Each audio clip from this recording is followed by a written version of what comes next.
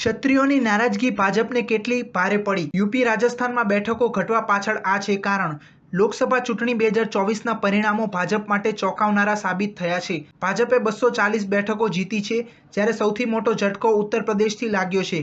અહીં પક્ષને માત્ર 33 બેઠકો મળી છે, જેની સીધી અસર બહુમતીના આંકડા પર પડી છે. લોકસભા ચૂંટણી 2019માં ભાજપે યુપીમાં 62 બેઠક જીતી હતી, પરંતુ આ વખતે આ 29 બેઠકો ભાજપના હાથમાંથી સરકી ગઈ છે. તો બીજી તરફ રાજસ્થાનમાં ભાજપે છેલ્લી 2 ચૂંટણીમાં સતત ક્લીન સ્વીપ કર્યું હતું. ત્યાં પણ ભાજપની બેઠકો ઘટાડો થયો છે. આ રાજ્યમાં ભાજપને થયેલા નુકસાનને લઈને અનેક પ્રકારના સવાલો ઊભા થઈ રહ્યા છે. એવી પણ ચર્ચાઓ છે કે ક્ષત્રિય સમાજના અસંતોષને કારણે ભાજપની બેઠકમાં ઘટાડો થયો છે. અયોધ્યાના પરિણામો દર્શાવે છે કે ક્ષત્રિય સમાજમાં મતભેદ પ્રબળ રહ્યા છે. ઉત્તર પ્રદેશના કરણી સેનાના અધ્યક્ષ રાકેશસિંહ રઘુવંશીએ કહ્યું કે સરકાર રામ મંદિર આંદોલનનો શ્રેય અન્ય સમુદાયને કેવી રીતે આપી શકે?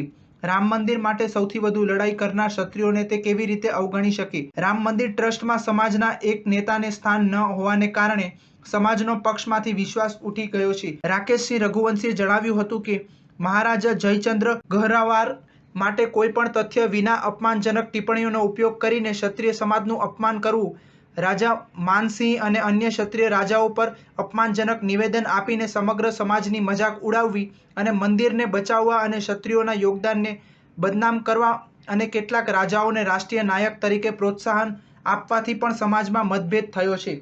સ્ટાર ન્યૂઝ 7 હંમેશા સચ્ચાઈની સાથે.